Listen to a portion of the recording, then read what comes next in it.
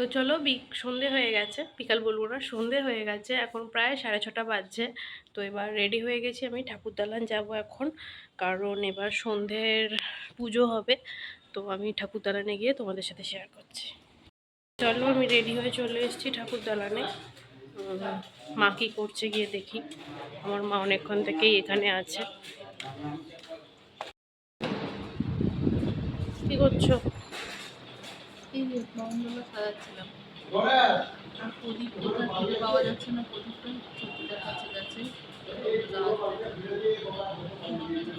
সব সাজ পেয়ে গেছো যেগুলো খুঁজছিল? হ্যাঁ, গোবিন্দদা ওই ছবিটার কাছেই কটা ছিল, আর গোবিন্দদা ওই কাজগুলো কোটা ছিল, খালি প্রদীপটা ওখানে চাই। আর গঙ্গা মাটিটা কোথায় আছে জানি না।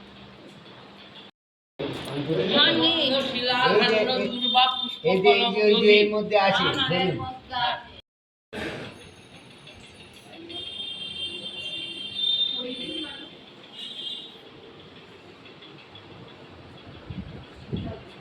এই ছেলেটা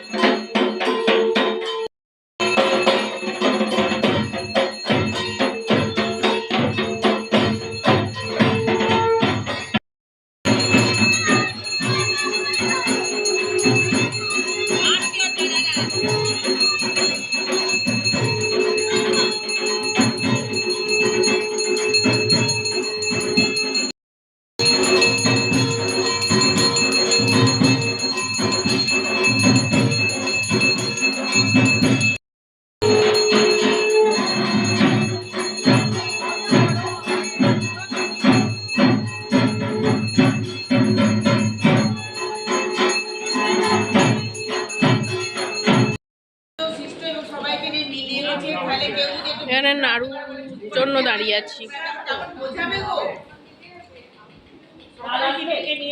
তুমি প্রসাদ নাওনি এখনো? দেয়নি ও গোবিন্দদা, দাও।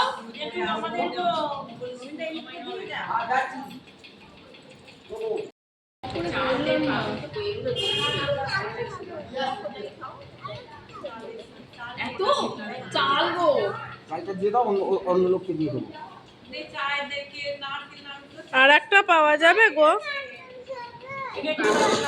এই গোবিন্দদার কাছে আর একটা পাওয়া যাবে, এটা চাল।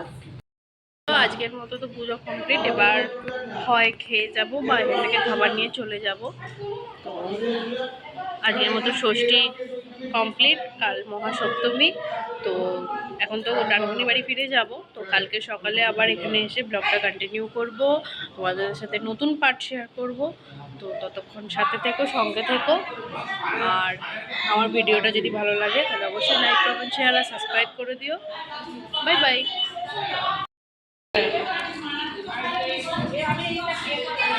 দেখো কি সুন্দর লাগছে, মায়ের এবার পুরো সাজ কমপ্লিট হয়ে গেছে। জানি না তোমরা শুনতে পাচ্ছ কি না আদতে, কারণ এখানে প্রচুর আওয়াজ। দেখো মায়ের সাজ কমপ্লিট পুরো। আজকে মায়ের ঘাট বসানো হয়েছে।